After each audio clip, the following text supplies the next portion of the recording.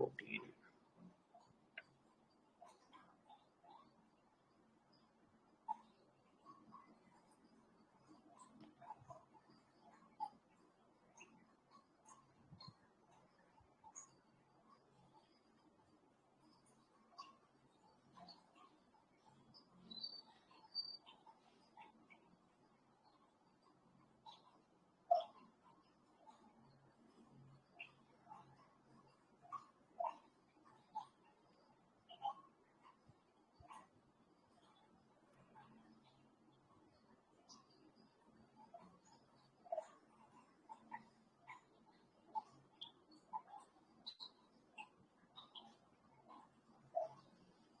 मैंने result share किया है यहाँ पे। एक बार ये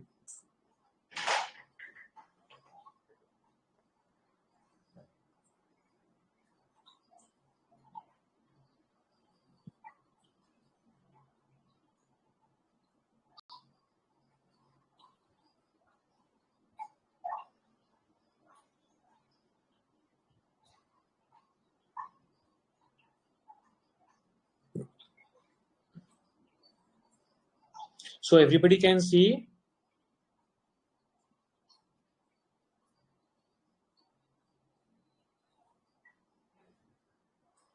Can everybody see? Yeah.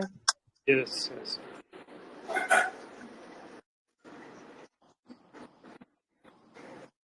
So basically मैंने ये यहाँ से रिजल्ट देखा था प्रोटीन का। मैं मोबाइल का ओरिएंटेशन चेंज करता हूँ।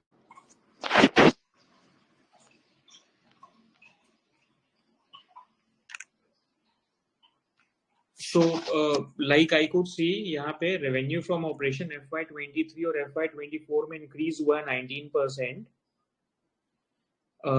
और क्वार्टर ऑन क्वार्टर अगर देखें, जो quarter last quarter of FY23 और लास्ट क्वार्टर FY24 में उसमें डिप है रेवेन्यू में, बट अदरवाइज अगर हम ईयर ऑन ईयर बेसिस में देखते हैं तो वो रेवेन्यू में इंक्रीमेंट है।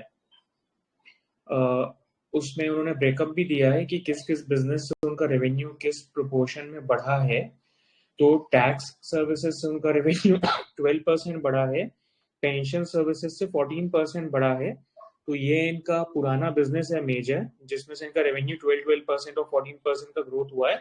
Identity services is picking up, जिसमें रेवेन्यू इनका 62% का ग्रोथ हुआ है और न्यू बिजनेस में 68% का ग्रोथ हुआ है। तो I feel this is a exceptional growth revenue wise new business में और आइडेंटिटी सर्विसेज में। फिर इनका इसमें प्रॉफिट आफ्टर टैक्स कम हो गया है और एडजस्टेड ईबिटा तो बढ़ा हुआ है, बट प्रॉफिट आफ्टर टैक्स कम हुआ है। एडजस्टेड ईबिटा में ये कहते हैं कि this is without calculating the impact of for doubtful debt. Then they say कि उसी की उन्होंने समरी लिखी हुई है और उन्होंने रीजन दिया हुआ है कि what is the reason of fall.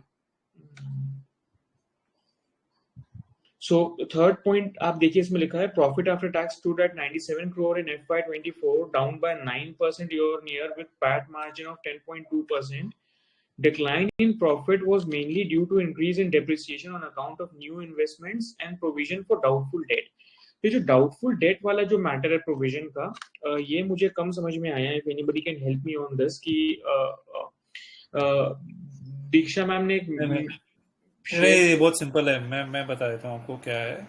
Provision for doubtful date is made when company looks at it from a perspective कि जो डेट है उनको अगर वो रियलाइज होने के चांसेस कम है, दैट मीन्स हो सकता है कि वो डिफॉल्ट होने के चांसेस है या पेमेंट टाइम पे नहीं आ रहा है, तो then there is a mechanism where they call it as provision for doubtful debt. Provision for doubtful debt में basically it is a provision is made wherein basically they know that कितना पैसा नहीं आने वाला है, तो basically वो बनाते हैं। I'm aware of this thing. I mean, what is provision for doubtful debt? ये मुझे पता है, but what I'm observing, हमने इसके पहले भी जब इस कॉल को इस कंपनी को डिस्कस किया था ना, तब भी हमने पढ़ा था कि एक तरफ ये कहते हैं कि हमारे सारे पेमेंट गवर्नमेंट एजेंसी से लेने के हैं, प्लस अगर हमें पेमेंट लेने के हैं, वो पेमेंट अगर हमें नहीं आते हैं तो हमें पेमेंट देने भी नहीं होते हैं फिर। और इन्होंने पहले भी इस तरीके का प्रोविजन कर रखा था डाउटफुल डेट के लिए। तो ये एक बात मतलब समझ में नहीं आती कि व्हाई डाउटफुल डेट। आपके सारे पेमेंट तो गवर्नमेंट एजेंसीज से ही आने हैं या रेप्यूटेड कंपनीज से आने हैं। कोई रिटेल बिजनेस है तो आपके पेमेंट्स आने नहीं है। तो ये स्टोरी बार बार क्यों आती है डाउटफुल डेट वाली? दिस इज समथिंग जो समझ में आनी चाहिए। दूसरा, दीक्षा मैम ने कोई पर एक वो स्निपेट। तो एसेट में डालेगा ना, वो तो एसेट में डालेगा कि प्रोविजन फॉर डाउटफुल डेट करके उसमें एसेट में डालेगा। जब पेमेंट हो जाएगा वो उतना वो राइट ऑफ हो जाएगा, उसमें इशू क्या है? हाँ, तो उसके कारण sir profit after tax reduce दिखता है ना, जो ये एक्सप्लेन कर रहे हैं, that is the reason for decline. ये तो डेप्रिसिएशन हो गया और प्रोविजन फॉर डाउटफुल डेट। तो डेप्रिसिएशन वाला चीज तो समझ में आता है कि they are developing new products and all. Then I think it must be the accounting requirement. There must be okay. it also a accounting requirement. You cannot presume कि I mean दो यू से कि हाँ government देगी देगी, आज नहीं देगी तो 2 साल बाद देगी, कहीं भागेगी नहीं। बट वो अकाउंटिंग रूल उस हिसाब से नहीं बना है ना कि भैया आदमी की क्रेडिबिलिटी। अकाउंटिंग रूल तो क्लियर है ना, वो तो बोलेगा कि भैया 1 साल में पेमेंट आया है, अगर उसका वो उसका ओवर ड्यू पीरियड तो इतना गॉट एक्सीड इट हो सर। तो जाता है तो बेसिकली ये यू हैव बस टू मेक अ प्रॉफिट से डाउटफुल कम। डेट। तो बेसिकली सर ये प्रॉफिट से कम होके एसेट में जाके खड़ा हो जा रहा है। और अगर ये बिल्कुल। पेमेंट आ जाते हैं तो फिर वो अदर इनकम में या वो बढ़ जाएगा आगे, है ना? ना तो वो राइट ऑफ हो जाएगा, वो वापस ऐड हो जाएगा, बट द पॉइंट इज उसको अकाउंटिंग एंट्री करनी पड़ेगी। हाँ, तो सर बेसिकली बट ये आपका देख के। मार्जिन कम नहीं होएगा sir. That is not the point. The point is आपका मार्जिन कम नहीं होगा उससे। हाँ हाँ, तो यहाँ पे जो हुआ है ना, आप रिजल्ट देखोगे ना, तो हम्म रिजल्ट में एक सबसे सबसे खराब चीज ये है हम्म कि your margins have dropped drastically by 6%। Sir कौन से वाले लाइन से देख के समझ में आ रही है ये बात हमें? ये तो एक सेकंड, अभी मैं कहाँ से शेयर करूँ, मेरे पास यहाँ शेयर का ऑप्शन ही नहीं है। नहीं सर, मतलब अरे ये वाली शीट में है वो जो ये वाला इनका अनाउंसमेंट है इनका। एक मिनट ना, मैं स्क्रीनर में जाता हूँ ना, मैं शेयर करता हूँ। अगर मेरा स्क्रीन दिख रहा है स्क्रीन मेरा? नहीं सर, मैं स्क्रीन शेयरिंग बंद करूंगा तब दिखेगा। रुकिए, मैं बंद करता हूँ स्क्रीन शेयरिंग पहले। तो शेयरिंग चालू किया मैंने, मेरे को पता नहीं मेरा स्क्रीन दिख रहा है क्या। हाँ जी सर, दिख रहा आ है। रहा है सर, आपका स्क्रीन आ रहा है। तो ये है ना आपका प्रॉफिट एंड लॉस अकाउंट में, यहाँ पे मैंने स्क्रीनर में खोला है प्रोटीन ई गॉव। और यहाँ पे अगर आप देख रहे हो तो ये सिंपल सा आपके सामने ऑपरेटिंग मार्जिन दिख रहा है आपको। ये क्वार्टरली दिख रहा है और ये आपको यहाँ पे एनुअल दिख रहा है। तो अगर आप एनुअल में देखोगे 2023 में ऑपरेटिंग मार्जिन वो 16%। Now it is 10% of its services. इसके लिए ग्रॉस मार्जिन 100% है, तो वहाँ इशू नहीं है। बट एक्सपेंसेस में देन इफ यू सी, इसकी एम्प्लॉय कॉस्ट बढ़ गई और ये अदर कॉस्ट ऑफकोर्स यहाँ पे ये दोनों एडिशन इसने बाइफोकेशन ठीक नहीं किया है। 57 प्लस 10 67, तो 67 प्लस 3% जो है इसका इन दोनों कॉस्ट में। So basically manufacturing cost, employ cost और अदर कॉस्ट। यहाँ पे लास्ट ईयर का ब्रेकअप नहीं डाला है इसने, ये एडजस्टमेंट का इशू है। तो अगर आप पकड़ोगे कि 17 माइनस क्योंकि 20 कितना हो गया, 3%। आपकी स्क्रीन नहीं आ रही है, मेरी स्क्रीन नहीं आ रही है अभी, तो मैंने सर वो बोला दिख नहीं अब। रहा, आपकी स्क्रीन आ रही है बट रेंडर हो उसमें रहा है दिख अभी। नहीं रहा है कुछ भी वो। हाँ अच्छा ठीक है, मैं वापस आ रही, मेरे को बोलने का था ना। एक मिनट। सर, वो आपने जो बात बोली ना मार्जिन्स वाली, अभी वो आ रही है स्क्रीन? अभी स्क्रीन आ अभी रही आ है? गई सर, आ गई सर, आ गई sir.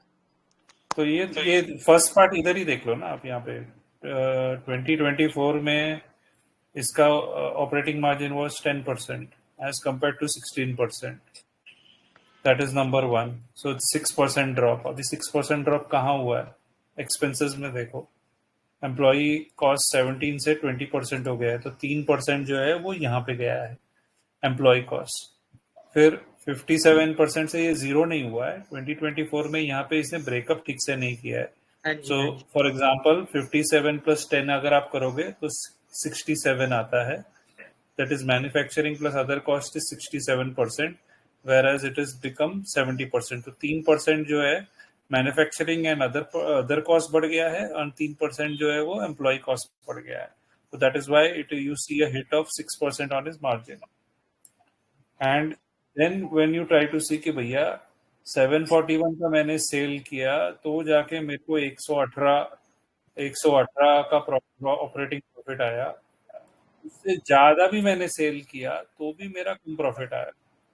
Now that is of course because मेरे खर्चे बढ़ गए. My expenses have gone up by 6%.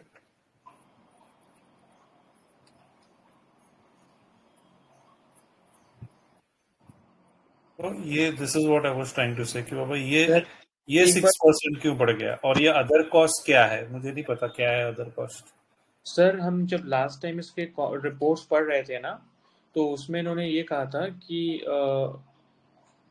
उसमें उन्होंने ये कहा था कि reason for this increase is जो हम नए बिजनेस डेवलप कर रहे हैं अभी उसमें हमारी डेवलपमेंट की कॉस्ट है, एम्प्लॉय कॉस्ट वगैरह है उसमें हमारी, तो दैट इज द हो रीजन सकता है. हमारी वो that is the services business है ना. हाँ सर्विसेज जी बिजनेस है तो यहाँ पे कोई इक्विपमेंट नहीं है तो हाँ उसका जी उसको मैन पावर और एम्प्लॉय कॉस्ट इज कॉस्ट. तो बाकी जगह पे आप एसेट में देखते हो फिक्स्ड एसेट बढ़ गए. इसके पास यहाँ फिक्स्ड एसेट कुछ नहीं बढ़ेंगे ज्यादातर कुछ कंप्यूटर वम्प्यूटर बढ़ जाएंगे बट अदरवाइज कुछ ज्यादा एसेट में आपको शायद ना दिखे बट आपको एम्प्लॉय में दिखेगा क्योंकि ये सर्विसेज अगर सर्विसेज इंडस्ट्री में है तो एम्प्लॉय कॉस्ट बढ़ेगा इसका. तो अभी उसका जो यहाँ पे बढ़ रहा है ना 10 13 12 17 20. हाँ जी पर ये मैन्युफैक्चरिंग कॉस्ट क्या है इसमें? मैन्युफैक्चरिंग अभी ये यहाँ पे इसने जनरल ब्रेकअप में दिया है. अभी ये हो सकता है इसका जो भी सॉफ्टवेयर कॉस्ट होगा या जो भी है it could be related to that. नहीं, ये एकदम से लुक जीरो हो एट गया. जीरो नहीं हुआ है सर. ये ब्रेकअप नहीं दिया हुआ है. 57 + 10 कितना होता है 67. तो उसने यहाँ पे 57 के बदले में सब अदर कॉस्ट में 70 डाल दिया है. उसने यहाँ पे ब्रेकअप नहीं दिया है. जब भी सर ये रिजल्ट जो आपने आता है आगे में सुनील सर ये जो आगे में बेस्ट केस और वर्स्ट केस है ये कैसे आया है स्क्रीनर में? ये वो है ना स्मार्ट एनालाइज वो अच्छा प्लगइन ओके है ना. ओके ओके वो प्लगइन लगाओगे तो वो बेस्ट वो ये ग्रॉस मार्जिन भी आया है देखो यहाँ पे. उसी की वजह से तो आया ही. ओके इसका नेट प्रॉफिट मार्जिन एनपीएम भी गिरा देखो 3.44% एनपीएम गिरा. टैक्स उतना ही है और डेप्रिसिएशन ठीक है बढ़ गया. अदर इनकम बढ़ गया. मतलब एक्चुअली अगर अदर इनकम अगर मेरा सेम होता तो मेरा नेट प्रॉफिट तो और भी बेकार होता. सर एक बार अदर इनकम को एक्सपैंड करिए ना. देख लो 42 से 68 हो गया. मतलब अप्रोक्सीमेटली 46 करोड़ सॉरी 26 करोड़ और कम हो जाता है. ये 100 हो जाता था अगर अदर इनकम सेम होता तो ये 140 से 100 होता था ना. अदर इनकम क्या है इसका मतलब ये क्या बैंक वैंक में जो एफडी वेफडी डाली या इन्वेस्टमेंट ये इन्वेस्टमेंट डाली हुई है इसने 529 का 550 हो गया. उसका जो भी आया वो उसको उसके बेसिस के ऊपर उसका वो नेट प्रॉफिट बच गया. और क्या बचा है इसमें भाई. ये तो आया ही नहीं अभी तक. ये तो नहीं आया.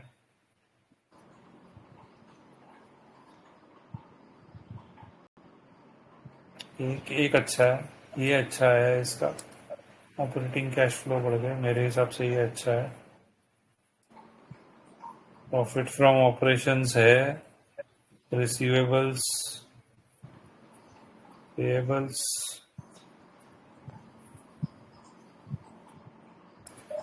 कैश पैसा आ रहा है लेकिन मार्जिन में पता नहीं मेरे को सर नहीं वो जो पता. रीजन उनका जो पीडीएफ था ना, जो पीडीएफ मैं शेयर कर रहा था मैंने ग्रुप पे डाला भी, उसको अपन खोलेंगे ना तो as per that PDF they only say कि न्यू ये जो हमने नया बिजनेस हम हमारा जो एम्प्लॉय कॉस्ट हमारा डेप्रिसिएशन बढ़ा हुआ है प्लस प्रोविजनिंग के कारण हमारा जो प्रॉफिट आफ्टर टैक्स है वो ये वाला पीडीएफ है क्या? वो कम हुआ है. कौन सा वाला सर? सर ये वो स्क्रीनर में जो है ग्रुप में ही ये डाला हुआ है सर. पीपीटी है. वो कौन कॉल है ना पीपीटी. ये देख लो ना. हाँ सर वो ये कौन कॉल का 24 पीपीटी देखेंगे सर. वो कौन कॉल का पीपीटी मैंने अपने टैब में भी खोल के रखा हुआ है. हम पहले वो देख लेते हैं. मैंने ना सर ये ग्रुप में प्रोटीन वाले ग्रुप में ही एक पोस्ट डाली हुई है. एक बार उसको क्लिक करिए प्लीज.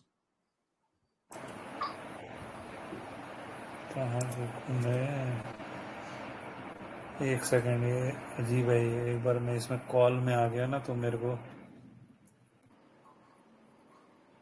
को वो नहीं दिखा था. कौन सा कहाँ पे डाले? सर जो अपना जो प्रोटीन का ग्रुप है ना, बैच फॉर डिस्कशन में प्रोटीन का जो टैब बना हुआ है.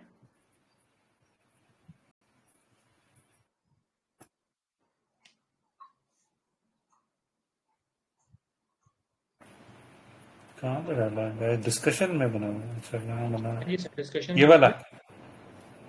सर वो दिख नहीं रहा, आपकी स्क्रीन तो भी पीपीटी में ही, आपकी स्क्रीन तो भी वहाँ पे है, स्क्रीनर पे है। ये क्या हो गया? मैं तो अच्छा ठीक है, 1 मिनट ऑफिस से शेयर करता हूँ, शेयर एंटायर स्क्रीन करता हूँ, अब होना चाहिए। ओके, तो मैं यहाँ गया, हाँ सर, आपने बस बस जो जो ये वाला है ना, हाँ जी ये सर, बोल रहे हो? हाँ जी हाँ जी। अभी सर ये वाला जो एनालिसिस है, जिस पेज को भी आपने खोल के रखा हुआ है, यहाँ पे आप देखिए उनका जो टैक्स सर्विसेज से रेवेन्यू है वो इंक्रीज्ड है, पेंशन सर्विसेज से इंक्रीज्ड है, आइडेंटिटी बिजनेस से, न्यू बिजनेस से इंक्रीज्ड है, और इनका ईबिटा जो मार्जिन्स हैं वो भी इंक्रीज्ड है। अब जो प्रॉफिट आफ्टर टैक्स है उसमें 9% का फॉल है। अब वो डिक्लेरेशन देते हैं कि इनका जो 19% ईयर ऑन ईयर ग्रोथ है, पहला डिक्लेरेशन इनका है, जो पहले इनका स्टेटमेंट है। सेकंड स्टेटमेंट ये है कि बीटा मार्जिन 11% बढ़ा हुआ है। ये एडजस्टेड EBITDA क्या है? Excluding the impact of provision for doubtful date, क्यों? वो अभी उन्होंने सर उसके बारे में नीचे दिया हुआ है, वो प्रॉफिट आफ्टर टैक्स के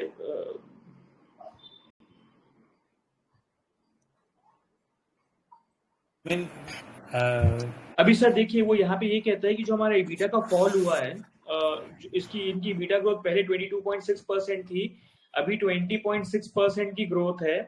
उसका रीजन उन्होंने एक्सप्लेन कर दिया, dip is mainly due to continuous नहीं सर, ये देखते ही नहीं है सर, हम लोग EBITDA देखते ही नहीं है, बिकॉज डेप्रिसिएशन, अमोर्टाइजेशन, ठीक है सर, वी हैव छोड़ टू देते ओनली हैं। Look at EBIT, we have to look at ठीक ओनली है EBIT। सर, उसको छोड़ देते हैं सर, प्रॉफिट ये अभी ये तो ये बोल रहा है कि भैया मैं अगर डेप्रिसिएशन को ना गिनूं तो, अमोर्टाइजेशन को ना गिनूं तो डेट फॉर डाउटफुल डेट को भी ना गिनूं तो ऑब्वियसली मेरा प्रॉफिट तो बढ़ेगा ही बढ़ेगा, ठीक है और सर, पास उसके कंपनी का बाद भी प्रॉफिट बढ़ जाएगा।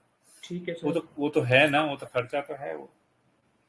अभी सर उसके बाद जो पैट मार्जिन के बारे में वो लिखता है कि decline in profit was mainly due to increase in depreciation on account of new investment and provision for doubtful date.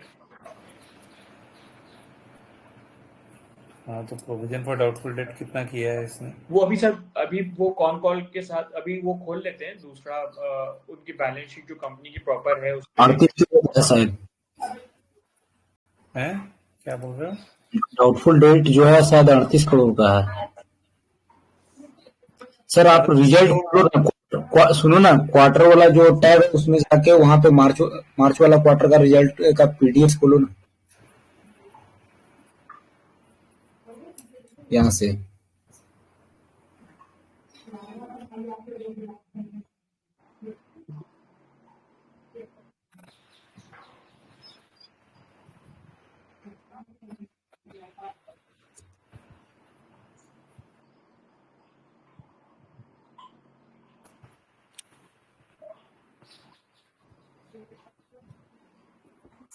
Sir ये allowance for expected credit loss उन्होंने ले रखा है 38.91 करोड़, जो पिछले साल 17.55 करोड़ था। हाँ, पढ़ रहे हो यार, मैं नहीं देख रहा। सर ये सर आपने last quarter right hand side में का था ना, जो हम लोग लास्ट डिस्कशन कर रहे थे, तो उसमें 25 करोड़ उसने बताया था, नहीं, आप कौन सा लाइन कहाँ से पढ़ रहे हो? और इस क्वार्टर में 13 करोड़ फिर से इंक्रीज कर दिया। के बाजू में जहाँ पर सर जहाँ का एरो था अभी। नहीं, आप इसमें कौन, धनंजय जी आपका वॉइस ब्रेक हो रहा है, तो कुछ समझ में ही नहीं, मेरे को पता नहीं सर बाकी देखिए लोग। अभी आप जो एक्सपेंस वाला पार्ट देख रहे हैं ना, एक्सपेंस में processing charge, employ benefit expense, finance cost, depreciation और फिर allowance for expected credit loss. ये तो कम हो गया है, allowance for expected credit loss कम हो गया है। बढ़ गया है ना सर, उसके आगे जाइए ना सर, आप वो क्वार्टरली देख हाँ, रहे हैं। 23 सर आप क्वार्टरली देख रहे हैं, एनुअल, या तो एनुअल में देखता सर हूँ, एनुअल में डबल हो गया। ओके, क्वार्टर एनुअल में में ये कम डबल हो हो गया, गया। लेकिन ये डबल हो गया। सर ऐसा है ना कि डिस्कशन किया था, वो 25 करोड़ का था वो इस साल का, वो 13 करोड़ 51 लाख का इस साल फिर से इस क्वार्टर में आया, Q4 में। क्रेडिट लॉस भाई, और इनका ये जो नया बिजनेस इन्होंने जो स्टार्ट किया उसके चलते इनका एम्प्लॉय कॉस्ट बहुत ज्यादा इंक्रीज कर गया है, लगभग 50 करोड़ का एम्प्लॉय कॉस्ट इनका बढ़ गया है। इसके पास क्या एसेट है?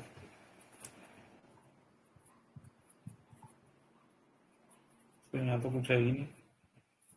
सर ये भी इंटेंजिबल जोड़ एसेट 33 करोड़। इंटेंजिबल एसेट बढ़ गए हैं। इनके पास तो इंटेंजिबल एसेट ही रहेंगे ना सर।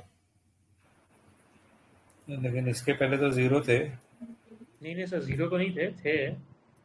देखो ना, आपके सामने ही तो है। अरे सर उसमें देखिए, आप जाके जो कंपनी की बैलेंस शीट है ना उसमें देखिए। ये बैलेंस शीट में देखो ना, बैलेंस शीट ही दिख रहा हूँ मैं। इंटेंजिबल एसेट 2019, 20, 21, 20, 23, तो इसने कुछ तो ये साल का 33 करोड़ का इंटेंजिबल एसेट में चेप दिया है। सर वो ना आप उसमें देखिए, पहले नहीं था। नहीं सर इसके पहले भी था वो 23 में भी। आप उसमें देखिए इनकी जो बैलेंस शीट है ना कंपनी की, जो हमने अभी पेज खोल रखा था ना, उसके बाद वाला पेज देखिए आप। ये देखिए, इसमें भी होगा ना, इसमें भी होगा ना। एक सेकंड हाँ में जी, इसमें है ना सर, ऊपर जाइए थोड़ा। हाँ देखिए सर, ये दोनों साल था। नॉन करेंट एसेट, प्रॉपर्टी कम इक्विपमेंट, कौन सा साल है, कहाँ पे? ये लेटेस्ट है, बोर्ड वाला, ठीक है। राइट टू एसेट, ओके, तो लीज पे इसने ज्यादा दिया है। इंटेंजिबल एसेट, अच्छा ये पड़ गया ना इधर 3.62 से 20, okay. Intangible assets under development, okay, तो कुछ नया प्रोडक्ट, अच्छा वो तो सेम ही है, कुछ ऑलमोस्ट आधा सेम ही है, ओके। इन्वेस्टमेंट्स भी बढ़ गए, डेफर्ड एसेट।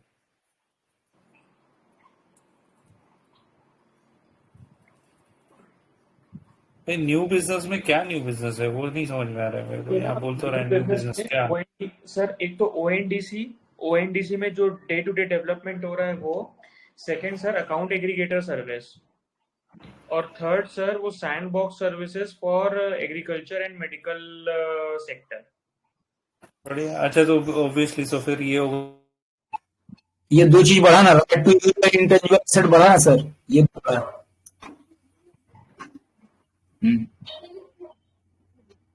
एग्रीगेटर का पेमेंट के लिए बस आ रहा है तो बस सर देखिए बैड डेट्स रिटर्न ऑफ कुछ भी नहीं हुए हैं।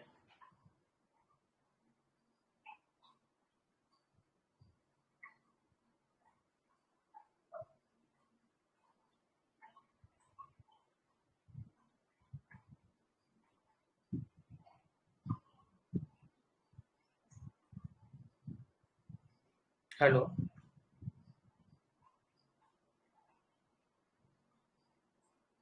हेलो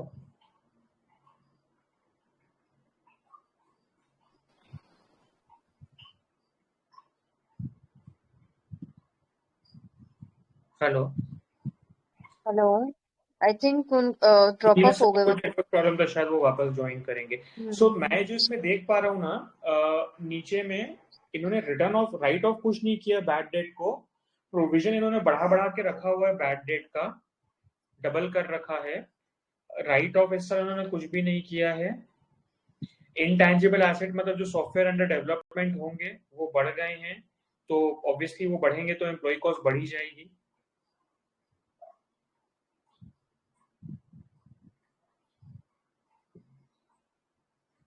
जस्ट अ मिनट ना, रिपोर्ट को मैं और नीचे लेके जा रहा हूँ, एनीथिंग इम्पोर्टेंट उसमें कुछ देखने का।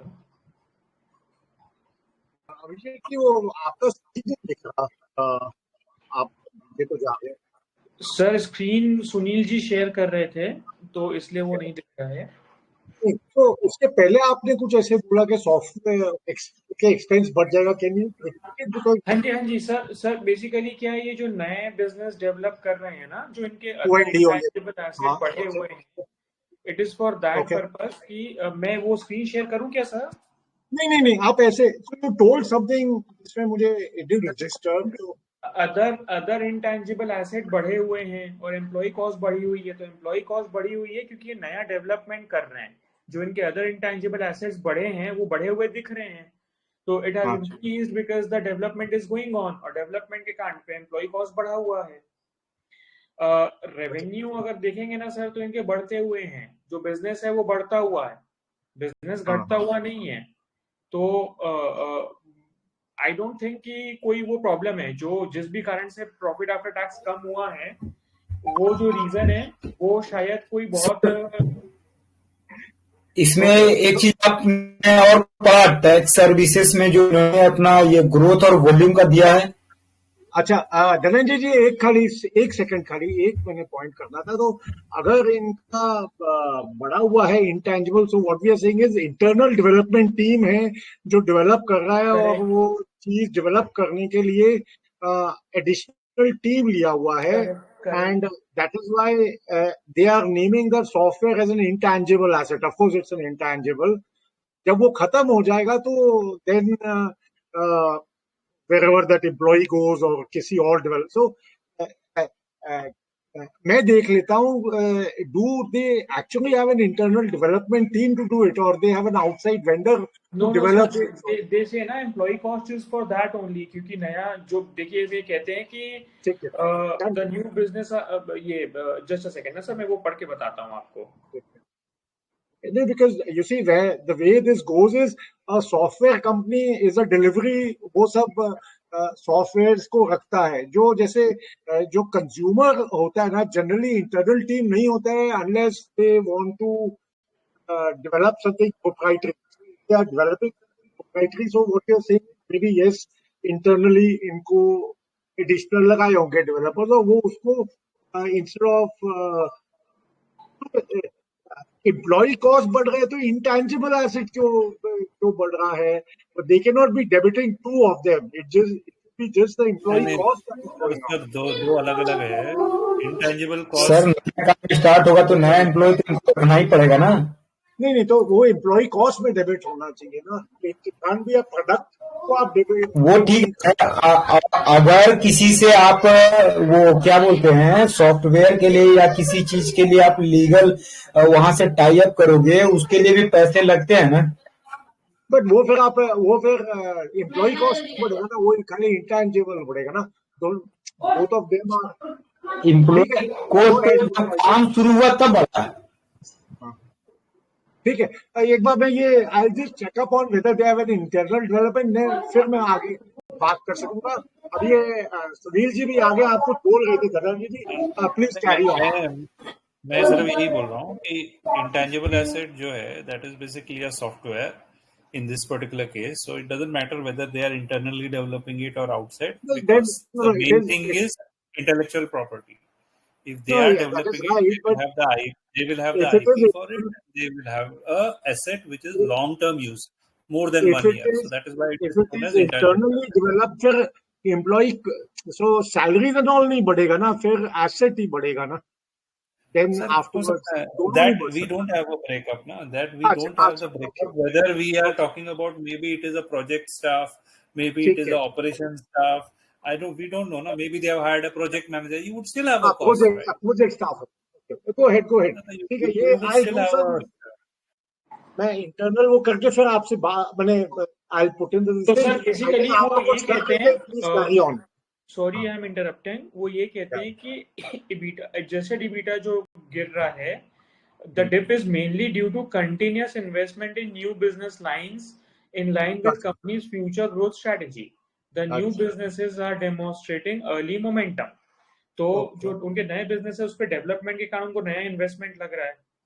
Now that investment may be in form of employee cost, or that investment may be in form of outsourced software services, outsourced development services.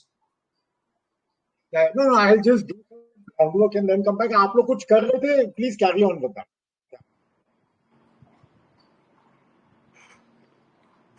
फिर सर वो अपने बिजनेस हाइलाइट्स बता रहे हैं कि like the tax services is growing day by day, tax services growing day by day, जिसमें ये लोग लीडर हैं, और उसके कारण उनके रेवेन्यूज टैक्स सर्विसेज के बड़े हैं। पेंशन सर्विसेज के रेवेन्यू बढ़ने का उन्होंने रीजन दिया हुआ है। फिर आइडेंटिटी सर्विसेज के रेवेन्यू बढ़ने का उन्होंने रीजन दिया हुआ है कि eKYC, e-signature, Aadhaar authentication and PAN verification. They say कि they are the only company which is offering all the facets of digital identity services, that is e-signature, eKYC, Aadhaar authentication and online pan verification. तो basically जब आप कोई account खोलते हैं, for example आप एक demat account खोलते हैं, तो आपको पैन वेरिफिकेशन भी करना होता है, आधार वेरिफिकेशन भी करना होता है, eKYC भी होती है, ई-सिग्नेचर भी होता है। तो they are one stop solution जहां ये चारों बिजनेस एक साथ हो जाते हैं। फिर ओपन नेटवर्क डिजिटल कॉमर्स के बारे में ये कहते हैं कि इसमें काफी डेवलपमेंट हो रहा है एग्रीकल्चर सेक्टर पे और मेडिकल सेक्टर पे, एजुकेशन और एग्रीकल्चर सेक्टर पे। Then account aggregator business is also on rise. फिर a comprehensive multi-sector API marketplace cum sandbox that aims to provide multiple API across digital onboarding.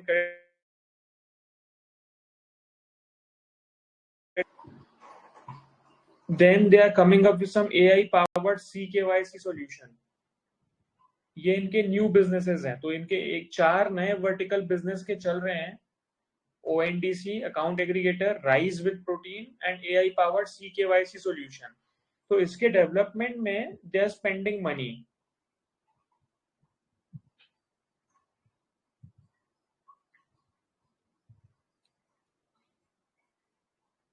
Hello, हाँ सुनाई दे रहा है, सर सुनाई दे रहा है। हाँ सर।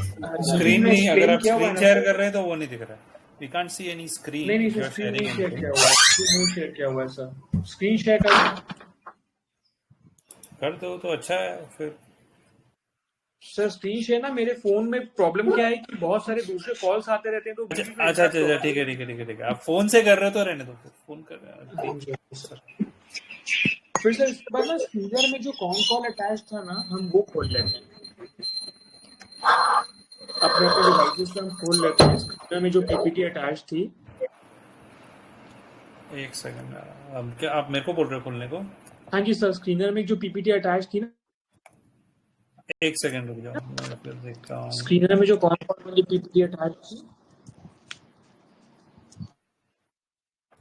हाँ मैं एक मिनट वो कॉल, एक मिनट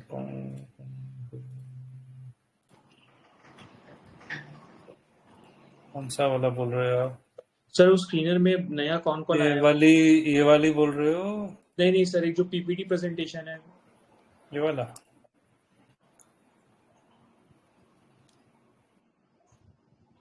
ये वाला ये है वो? हाँ जी सर, हाँ जी, investor presentation.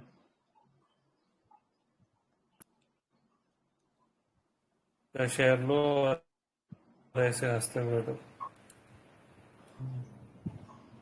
Tax system, pension system, foundation identity, e sign, digital authentication, OPV, EKYC, open digital e commerce. अच्छा वो आप समझ में आया अब वो जो NDC क्या बोल रहे थे आप? Okay, now I got it. तो सर ये देखिए जो ऊपर वाला जो पार्ट है ना sir, tax system, pension system, ये इनका एस्टैब्लिश बिजनेस है। तो ये open digital, this is the new one right? जो डिजिटल आइडेंटिटी है ना sir, EKYC, OPV, digital authentication, e sign, ये भी इनका एस्टैब्लिश बिजनेस है, बट इट इज ग्रोइंग क्योंकि इनकी मोनोपोली है। They are the only company जो चारों सर्विसेज एक साथ प्रोवाइड करती है। फिर जो ये ओपन डिजिटल सिस्टम वाला इनका जो काम है ना, ये इनका नया बिजनेस है, न्यू लाइन है। तो इसमें से जो डेटा एक्सचेंज है, अकाउंट एग्रीगेटर सर्विस और ई कॉमर्स सर्विस, ये दोनों ही सर नेक्स्ट लेवल ग्रो कर सकती है ONDC जो है ओवरऑल। मेरे को एक चीज समझना है, where is the revenue coming from? मतलब इनका क्या गवर्नमेंट एक फिक्स पैसा देती है, ये डेवलप कर देखो महीने का इतना पैसा दूंगी, या पेपर यूज है कि भैया जितने कस्टमर यूज करेंगे उसमें से तेरे को इतना टका मिलेगा? कुछ फिक्स्ड है, कुछ पेपर यूज है। ये हमने लास्ट टाइम इसका पढ़ा था, मैं वो निकाल के आपको फिर से अपडेट कर दूंगा। आई डोंट रिमेम्बर ये कहाँ पे है। कुछ चंक ऑफ रेवेन्यू इनका फिक्स होता है, कुछ चंक ऑफ रेवेन्यू इनका पेपर यूज होता है। जैसे सर ये जो जितनी डिजिटल आइडेंटिटी सर्विस वाले पैसे है ना, ये पेपर यूज वाले पैसे हैं। जो पैन कार्ड, वो दैट मेक सेंस बिकॉज वो वॉल्यूम उनको पता है, वॉल्यूम कंसिस्टेंटली बढ़ता ही रहेगा, कम नहीं होने वाला। और सर जो टैक्स सिस्टम वाला पैसा है ना, उसमें ये कंज्यूमर से पैसा लेते हैं, जैसे जिसका पैन कार्ड बनना है उससे पैसा लेते हैं ये, और कुछ पोर्शन इसमें ये गवर्नमेंट से भी लेते हैं। और जो पेंशन सिस्टम है, पेंशन सिस्टम में मेजर पैसा इनको फिक्स मिलता है गवर्नमेंट से, और कुछ पोर्शन उसका पेपर यूज होता है। बढ़िया। और ONDC में जो डेटा एक्सचेंज सर्विसेज है, अकाउंट एग्रीगेटर सर्विस, वो भी पे पर यूज है. It has to grow. Digital identity has to grow. अभी अपन बार बार केवाईसी होता है अपन लोगों का, जितनी बार केवाईसी होता है उतनी बार इनको पैसा मिलता है. बिल्कुल. ये अभी नया है ना, अभी तो ये बना नहीं है, अभी तो ये आ जाएगा जब भी. नहीं सर, देखिए हो जो जाएगा. डिजिटल आइडेंटिटी वो तो चालू हो गया है. और हाँ, नहीं ये ओएनडीसी की बात कर रहा हूँ. ओएनडीसी से भी सर काम चालू है. जैसे आपके साउथ में आप जब जाके गाड़ियां बुक करते हैं ना, ऑटो बुक करते हैं, तो ओएनडीसी से बुक हो रही है, क्योंकि उसमें कोई कमीशन नहीं है. और ओएनडीसी ई कॉमर्स भी ग्रो हो रहा है थोड़ा थोड़ा, बट अभी बहुत नेसेंट स्टेज में है. अभी जाके फूटेगा ये जब वो ओएनडीसी पूरा चलेगा. हाँ जी, वो डायरेक्ट पूरा अमेजोन को भी कम्पीट मार देगा ना वो. अभी सर देखिए, इसका जो पहला लाइन है ना, ई गवर्नेंस प्लेटफॉर्म, ये सर डे टू डे बढ़ना है. क्योंकि सर देखिए, टैक्स बेस कंट्री का बढ़ना है, टैक्स बेस बढ़ना ही बढ़ना है. आपका जितनी बार पैन ऑथेंटिकेशन होगा उतनी बार इनको पैसा मिलेगा. पेंशन सिस्टम में इनकी मोनोपोली है. पैन ऑथेंटिकेशन के लिए पैसे लगते हैं क्या? सर कंपनीज जो ऑथेंटिकेट करती है ना, अपने को तो पैसे नहीं लगते, लेकिन इनको रेवेन्यू मिलता है. जैसे आपका जब पैन वेरिफिकेशन होता है तो इसके लिए कुछ चार्जेस है, दो इट इज इन पैसा, बट इनको पैसे मिलते हैं, उधर से जनरेट होता है रेवेन्यू इनका. जब आपके बैंक वाले, आपके डीमैट अकाउंट वाले, आप जब लोन लेते हैं, आप अगर अपना मोबाइल लेते हैं बैंक के थ्रू, तो हर बार इनको पैसे मिलते हैं. पेंशन सिस्टम में इनकी मोनोपोली है, उसमें इनको हर बार पैसे मिलते हैं month on month. Digital identity में जितनी बार आपकी केवाईसी होती है, जितनी बार आपका ऑथेंटिकेशन होता है, जितनी बार ई सिग्नेचर होता है, हर बार आपको पैसे मिलते हैं. ओएनडीसी में अभी मेरे को एग्जैक्टली बिजनेस मॉडल ठीक से नहीं पता है. डेटा एक्सचेंज में हर बार पैसे मिलेंगे. फिर आपके ओएनडीसी में ठीक से नहीं पता है. और ये एंटरप्राइज डिजिटलाइजेशन के बारे में जो कह रहे हैं, क्लाउड सर्विस, साइबर सिक्योरिटी, उसके बारे में I think this is something new. अभी जैसे पैन में ये कहते हैं कि 63% ओवरऑल तो इसके इतना सॉलिड मोट है ना इसके पास. हाँ, इतने प्लेयर हैं, गवर्नमेंट अप्रूव्ड, यही बंदा और एक दूसरा रहेगा. और कहाँ जाओगे आप पैन बनाने के लिए? यूटीआई के पास जाओगे या इसके पास आओगे? और कहाँ जाओगे? अभी सर इसमें जो मोट है तो मोट है, उनका रेवेन्यू का रियलाइजेशन क्यों कम हो रहा? उसको पैसा गवर्नमेंट से वो टाइम पे नहीं आ रहा है ना. सर उसको एज अरे तो वो डेटर आएगा ना सर. सर लेकिन जो रियलाइजेशन है वो इनका घट रहा है. क्या कर मार्जिन कम हो गया है ना यहाँ पे. मार्जिन कम हो गया. नहीं, आप इसको नीचे जाओ सर, नीचे जाओ, मेरी बात सुनो, नीचे जाओ, स्क्रॉल डाउन करो, स्क्रॉल डाउन. क्या किधर? ये की हाईलाइट में पहला पॉइंट पढ़ो. सॉरी, ज्यादा ऊपर आप आ गए. हाँ बोलो. की हाईलाइट्स में आप फर्स्ट पढ़ो टैक्स सर्विसेज का. नहीं, आप कौन सा डॉक्यूमेंट में बोल रहे हो? ये जो इसी वाला डॉक्यूमेंट में बोल रहे हो? हाँ, इसी में. ओके. इसमें की हाईलाइट्स दिया ना, की बिजनेस हाईलाइट्स, इसमें टैक्स सर्विसेज का पढ़ो ये लाइन. Healthy revenue growth. इनका रेवेन्यू बढ़ता है जबकि वॉल्यूम इनका 25% ग्रोथ आ रहा है. इसका मतलब इनका रियलाइजेशन घट रहा है. अगर मोट है तो फिर रियलाइजेशन क्यों घट रहा है?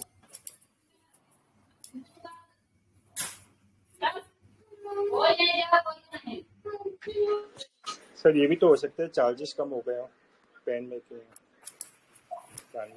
सर आप पैन बनाने जाते हो तो चार्जेस घटे पिछले साल से इस साल का? उसका आइडिया नहीं है, लेकिन रीजन हो सकता है. सर जो न्यू पैन बनता है या आप उसको मॉडिफिकेशन करवाते तो उसका सेम चार्ज है जो लास्ट ईयर था वही हिस्सा लिया. इनका जो बल्क वेरिफिकेशन का काम होता है टैक्स का वेरिफिकेशन का, उसमें ये अलग अलग कस्टमर से अलग अलग चार्ज करते हैं.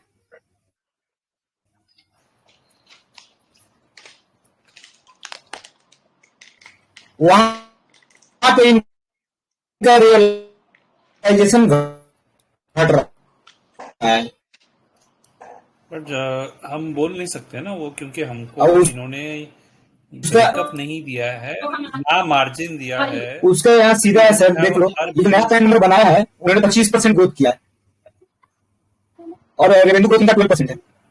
अरे धनंजय जी, सर यहाँ पे वी डोंट हो ना, have breakup of the margin ना। नंबर से तो समझ सकते हो ना। अगर मेरा सेल्स रेवेन्यू 12% था और वॉल्यूम 25% बढ़ रहा है, इसका मतलब मैंने पैसा कम चार्ज किया। सर उसने कंपनी का रिपोर्ट में आप देखो ना, वही तो कंपनी का रिपोर्ट है।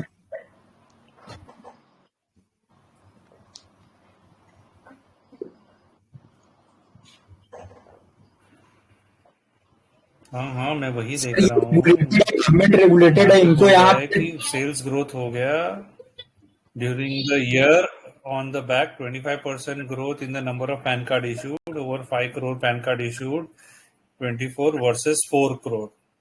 फिर during the quarter business degrew by 21% year on year due to high base of Q4 23 on the back of government push for ये मेरे को समझ में नहीं आया ये क्या बोल सर रहे ये हैं। मेरे को ये समझ में आया कि क्वार्टर ऑन क्वार्टर ये इसलिए ये डी ग्रो इसलिए हुआ है। क्वार्टर 4 FY23 में गवर्नमेंट ने मैंडेटरी लिंकिंग की थी पैन के आधार से, तो उस टाइम पे बिजनेस डी ग्रो क्यों हो गया? गवर्नमेंट अगर बोल रही है पैन और आधार को लिंक करो तो तब तो नंबर बढ़ जानी चाहिए। सर नहीं सर, लिंकिंग वाला बिजनेस इनका रेवेन्यू होता है। पिछले साल बोली थी ये बात कि आपका जो आपको ये पिछले साल जो कंपलसरी पैन आधार लिंक होता है उसमें रेवेन्यू इनको कम बनता है, नया पैन कार्ड में इनको रेवेन्यू ज्यादा बनता है। नहीं सर, मैं ये बोल रहा हूँ कि ये क्वार्टर ईयर ऑन ईयर 21% की डी ग्रोथ इसलिए हुई है क्योंकि पिछले साल जब पैन और आधार की लिंकिंग कंपलसरी थी तो बहुत सारे लोगों ने पैन कार्ड बनवाए, तो उस समय सर्ज था पैन कार्ड बनवाने का क्योंकि कंपलसरी था आधार से पैन को लिंक करना। तो जिन्होंने नहीं बनवा रखा था या जो भी whatsoever reason they got it made. नहीं, but there is a problem here. Now it is lack of push. So the government is not pushing. Government is not pushing. That is why. It's contradicting. It is contradicting. ये देखो यहाँ क्या बोल रहा है। नहीं तो अगर ये लाइन पढ़ो ना तो रेवेन्यू आएगा ना। एक मिनट मैं भी एक मिनट ये लाइन पढ़ो ना, ये लाइन पढ़ो, ये लाइन पढ़ो जो हाईलाइट की बस। सर सुनील सर उसके पहले ये लाइन पढ़ो ना, ये हाईलाइटेड लाइन पढ़ो ना सर। पहले आप उसके आगे का सर एक मिनट रुकिए ना, आप पढ़िए during the quarter the business grew by 21%। मतलब क्वार्टर 4 FY24 में 21% इसीलिए गिरा क्योंकि पिछले साल क्वार्टर 4 FY25 में okay, got it. ये बात। Okay, so what he is saying quarterly comparison, if you compare Q4 23 versus Q4 of 24, yes, because obviously तभी बेस अलग था, तभी वो टाइम वो पॉइंट सही है ये। okay, now I got this point. तो basically year on year grow है, बिजनेस में ग्रोथ है year on year, number of pan users बढ़ रहे हैं, टैक्स बेस बढ़ेगा तो पैन कार्ड यूजर्स बढ़ेंगे, दैट इज देयर, वो ग्रोथ में है business. But particularly Q4 FY23 से Q4 FY24 में डी ग्रोथ इसीलिए थी कि लास्ट क्वार्टर में वो पुश था लिंकिंग का, वो पुश खत्म हो गया इस रीजन से, वो डेडलाइन खत्म हो गई शायद इस रीजन से। तो वो कोई बहुत बड़ा ठीक है, क्वार्टरली में जो आप बोल रहे हो वो सही है, लेकिन ईयरली का जो नंबर है उससे तो यही लग रहा है कि इनका रेवेन्यू का रियलाइजेशन घट रहा है। कहाँ घट रहा है सर? हाँ घट रहा है सर, आप देखो ना, 25% रेवेन्यू 12% ग्रो किया है सर। तो 12% ग्रो किया ना, पिछली बार 434 करोड़ का रेवेन्यू था, अभी 487 करोड़ का रेवेन्यू आ गया है। रेवेन्यू तो ग्रो कर रहा है ना सर। ग्रो कर सर रहा है, मैं कुछ बोलना चाह रहा हूँ, वो तो इशू है ही नहीं। मैं धनंजय जी आपके क्वेश्चन का भी आंसर करता हूँ। रेवेन्यू अगर आप क्वार्टर ऑन क्वार्टर देखोगे तो ऑफकोर्स -4% है, अगर आप ईयरली देखोगे सेल्स में तो definitely it has grown by 19% as compared to previous. जो आप जो डिडक्शन कर रहे हो ना कि मेरा यहाँ पे टैक्स, मैंने पैन कार्ड ज्यादा बनाए, मैंने 1 करोड़ पैन कार्ड ज्यादा बनाया, मेरा सेल्स ग्रोथ ज्यादा हुआ तो मेरा रियलाइजेशन कम हो गया। बट आप ये नहीं समझ रहे, या ये कि हमको पहला फर्स्ट पॉइंट, इसने प्रोडक्ट वाइज हमको यहाँ पे मार्जिन का ब्रेकअप नहीं दिया है, यहाँ पे कोई ऑप्शन नहीं है। दूसरा जो हम देख रहे हैं at a P&L account level पे देख रहे हैं, जहाँ पे वो रियलाइजेशन कम हो रहा है जो आप बोल रहे हो, उसमें आप ये कंसिडर नहीं कर रहे कि भैया न्यू बिजनेस में तो उसने इन्वेस्ट ही किया है, रेवेन्यू तो यहाँ आया ही नहीं है कुछ ज्यादा। तो सर उस बिजनेस का अगर पैसा आया भी है, नहीं कर रहा हूँ मैं, टैक्स वाले बिजनेस का बात कर रहा हूँ। इसका आपके पास मार्जिन है, बता दीजिए। धनंजय जी, आपका कहना ये हो रहा है इसमें, मैं मार्जिन की बात नहीं कर रहा हूँ, मैं रियलाइजेशन का बात कर रहा हूँ। जैसे मान लो सर, अगर कोई प्रोडक्ट इनका बिक रहा है, वो पिछले साल 5 रुपया का बिकता था, तो इस साल हो सकता है उनको 4.5 रुपए में बेचना पड़ा है। मैं ये बोल रहा हूँ। कैसे कैसे पता किया आपने? वो धनंजय जी आप कंफ्यूज हो रहे हैं। धनंजय जी आप ये कह रहे हैं कि क्योंकि पैन कार्ड के number of pan card issuance में 25% की ग्रोथ है, तो रेवेन्यू में 25% की ग्रोथ क्यों नहीं है, आप ये कहना चाह रहे हैं। आपका कहना है कि number of pan card linear अगर जैसा बढ़ रहा है वैसा ही रेवेन्यू इंक्रीज हुआ है। सर वो इसीलिए नहीं होगा। क्या होता है कि फॉर एग्जांपल मान लीजिए इनका पहले बॉम्बे में एक सेंटर था जहां से ये पैन कार्ड बनाते थे, और इनके बॉम्बे के सेंटर के बाद अब ये पुणे में भी एक्सपैंड किए, तो पुणे में अभी पैन कार्ड बनाने का बिजनेस उतना नहीं है। आपका सेंटर पुणे में खुलेगा, अभी बॉम्बे का जो सेंटर है जहाँ का 10,000 रुपए रेंट है और ये 10,000 पैन कार्ड बनाते हैं, पुणे का सेंटर है वहां का भी रेंट 10,000 रुपए है, पर वहां पैन कार्ड 1,000 बनता है।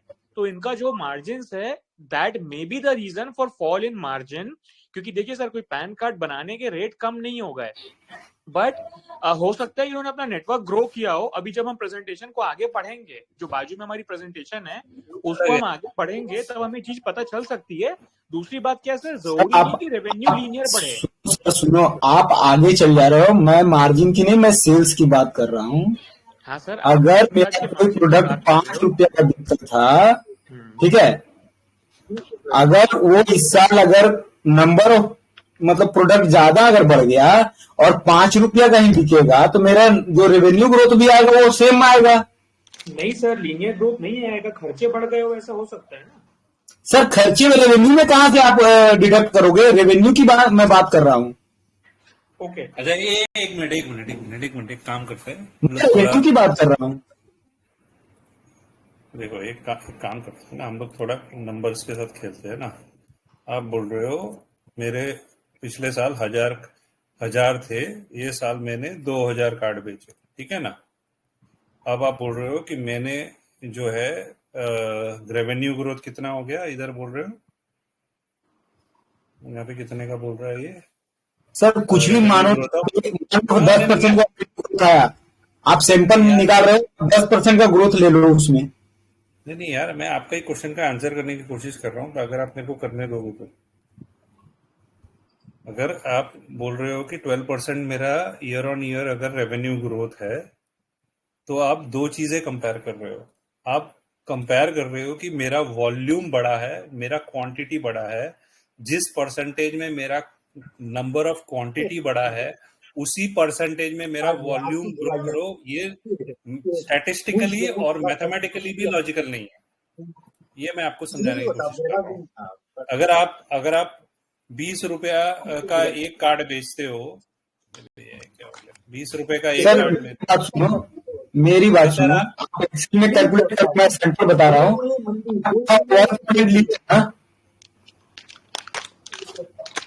इसको आप 25% ग्रोथ करने के बाद 1,000 का ये 1250 करो, इसको 1250 करो।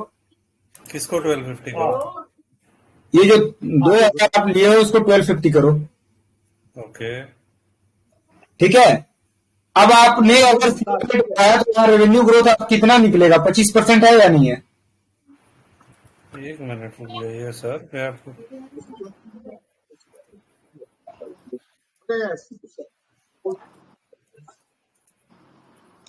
हाँ ओके। 25% यहाँ पे इसने क्या बोला है? 25% इसका रेवेन्यू ग्रोथ, ये सॉरी एक मिनट, सॉरी सुनो ना, आप वहां पे करो, इसको छोड़ दो अभी, आप वहां पे करो, मैं करवा नंबर ऑफ कार्ड्स 25% ग्रो हो गया। ओके, और बोल रहा है कि मेरा रेवेन्यू 12% हुआ है। ओके, हाँ, अब आप यहाँ पे भी सेम रेवेन्यू रखे हो तो ग्रोथ यहाँ निकाल लो। हाँ ठीक है, निकालते हैं।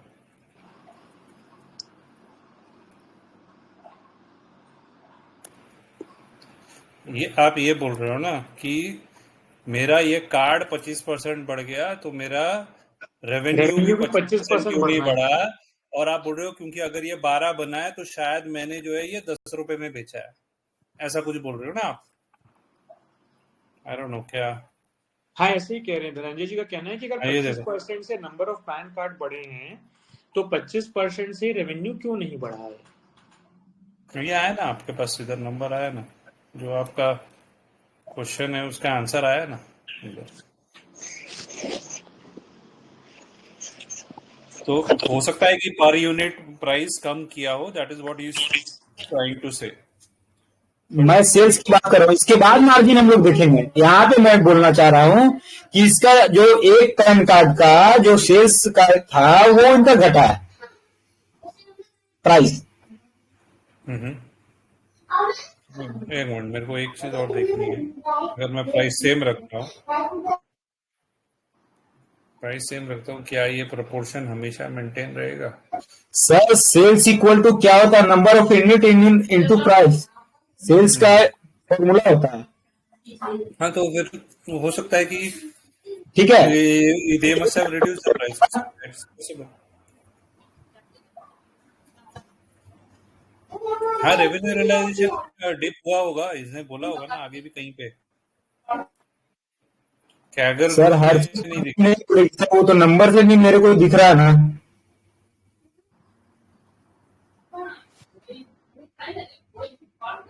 ये बात भी सही है, हो सकता है। That means in all probability उसने भाव गिरा है, 18 रुपए कर दिया है, जो आपका 12.5% है ना आपका यहाँ रेवेन्यू,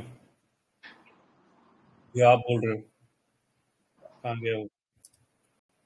ये जो बोल रहे हो ना यहाँ पे आइडेंटिटी सर्विस में, कहाँ गया? हाँ, 25% मेरा कार्ड बढ़ा, लेकिन मेरा रेवेन्यू 12% गिरा, बढ़ा।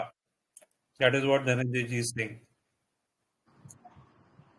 मेरा ये 25% बढ़ा, लेकिन ये 25 नहीं बढ़ा, तो दैट मीन्स मेरा भाव गिरा है। Okay, good point. अब पेंशन सर्विसेज में आओ सर। इसमें आए पेंशन सर्विसेज में, ओके। इसमें इन्होंने बोला 14% का मेरा ये रेवेन्यू बढ़ा है। ठीक है, लेकिन कंपनी क्या बढ़ा सर्विस है? More than 60,000 continue. हाँ, बोलिए सॉरी। इसमें इसमें इसने वॉल्यूम नहीं दिया है, क्या हो रहा है हम लोग को कैसे पता चलेगा?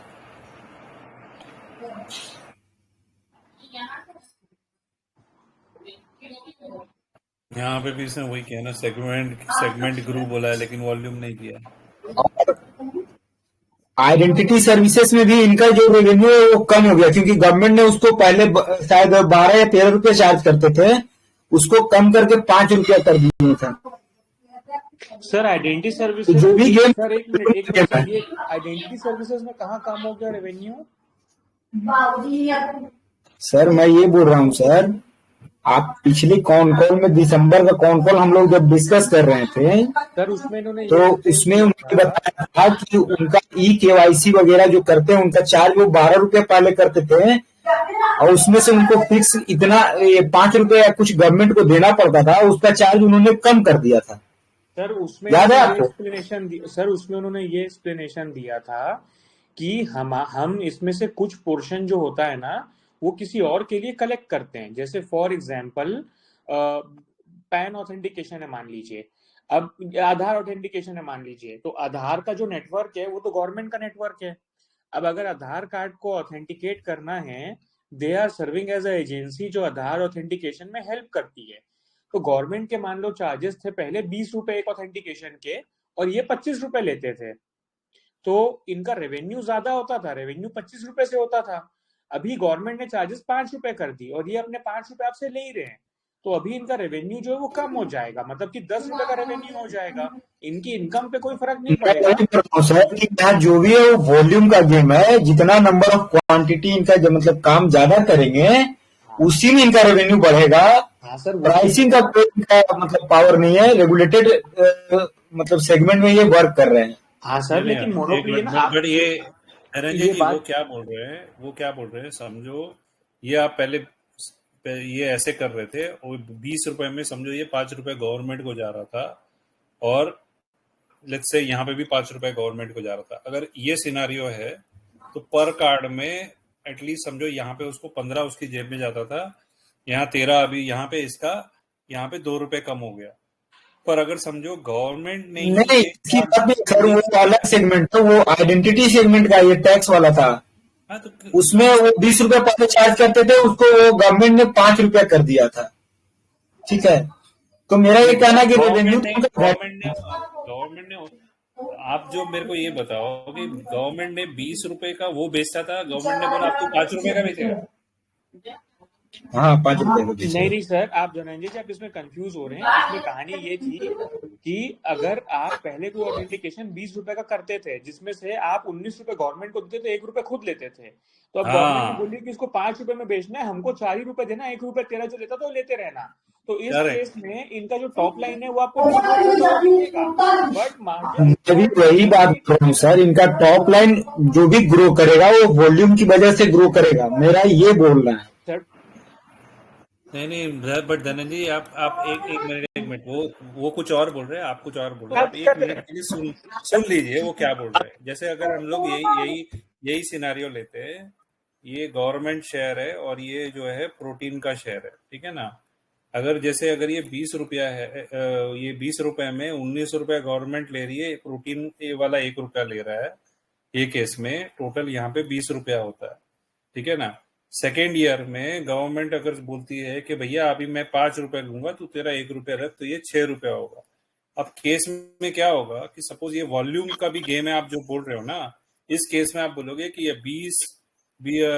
20 रुपया था और मैंने जो है 1250 बेचे, और चलो मैं बोल रहा हूँ कि भैया सेल्स ग्रोथ भी नहीं है, उतना ही है, 1250 भी मैंने बेचा, तो यहाँ पे आपको ये डिप दिखेगा।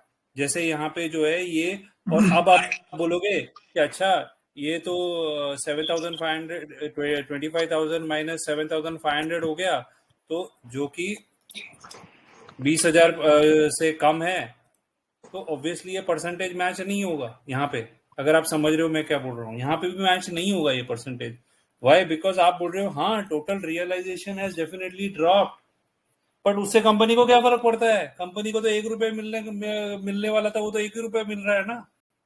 मैं ये बोल रहा हूँ, एक बार अपन जो इसका जो प्रेजेंटेशन है ना, जो इसके पहले अपन प्रेजेंटेशन देख रहे थे, वो प्रेजेंटेशन बहुत अच्छी बनी हुई है। एक बार उस प्रेजेंटेशन को अपन लोग सबके सब पहले देख लेते हैं, उस प्रेजेंटेशन में आधी घंटा 1 घंटा स्पेंड कर लेते हैं, वहां से अपन अपने क्वेश्चंस को जॉट डाउन कर लेते हैं, वहां से अपने को कई सी चीजें मिलेगी, निकल के आएगी, और एक अपन 7:30 8:30 9:30 9 o'clock का एक टाइम डिसाइड करते हैं। हम सब के सब पहले उस प्रेजेंटेशन को अच्छे से पढ़ लेते हैं और अपने अपने क्वेश्चन एक नोट पैड में लिख लेते हैं, और फिर हम डिस्कशन करते हैं। तो ये आपको डिटेल कहाँ से मिला, ये 1 रुपया 5 रुपया वाला?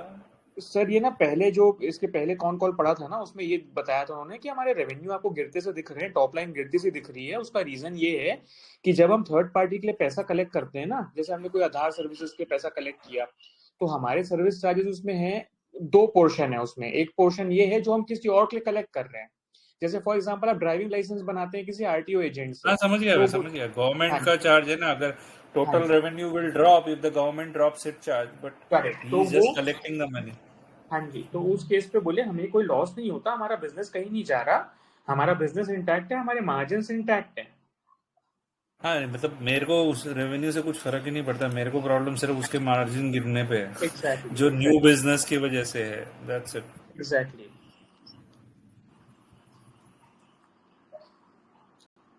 एग्जैक्टली। तो अभी क्या करना है? तो मैं ऐसा बोल रहा था कि इनकी जो प्रेजेंटेशन है ना, उस प्रेजेंटेशन को अपन लोग थोड़ा सा अच्छे से पढ़ लेते हैं, उस पे 1 घंटा आधी घंटा इन्वेस्ट करते हैं, अपने कोई क्वेश्चंस हो तो उसको मेरे को, but I don't understand what are we trying to do now. So basically what are we trying to do, result discuss तो कर लिया हमने, तो उसके आगे अभी क्या कर रहे हैं? हाँ उसके आगे ये सर कि इनकी और ग्रोथ प्रोस्पेक्ट क्या है, इनके जो दूसरे नए बिजनेसेस है, जैसे नए बिजनेस की बात कर रहे हैं कि हमारे खर्चे बढ़ गए नए बिजनेस के डेवलपमेंट के कारण, हमारा डेप्रिसिएशन बढ़ गया, तो नए बिजनेस में ऐसा क्या है, what type of growth potential can the new business generate, and what type of growth can we expect from existing business, क्या इसके ग्रोथ पोटेंशियल्स हो सकते हैं, क्या रेवेन्यू इसके बढ़ सकते हैं, वो हमें समझ में आएगा इसका पढ़ने से डिटेल। हाँ ठीक है, तो कैन वी डू दैट? और जो धनंजय जी का क्वेश्चन था, ये लीनियर ग्रोथ क्यों नहीं है, ये भी क्वेश्चन अपन लिख के रख लेते हैं, अपन इसके बाद सर से भी रिक्वेस्ट करके उनको ले लेंगे कॉल पे और उनसे अपन डिस्कशन कर लेंगे कि सर जब हमारा नंबर 25% ग्रो कर रहा है तो हमारा रेवेन्यू उस केस में 25% क्यों नहीं ग्रो कर रहा है एक द सेलिंग प्राइसेस से। तो आई थिंक बहुत सारी चीजें हमें क्लियर हो जाएगी।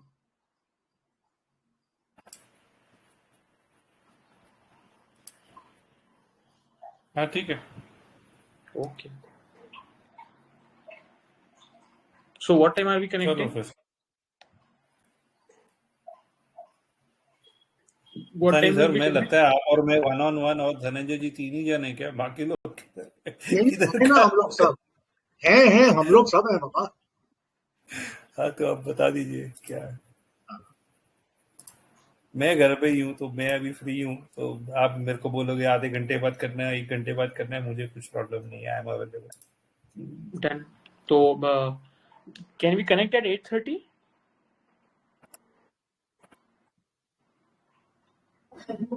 You okay and sir. Me yes, बाकी लोग पता नहीं, साइलेंट है सब। Okay sir. तो 8:30 ठीक है ना बाबा? ठीक है, चलो फिर मिलते हैं।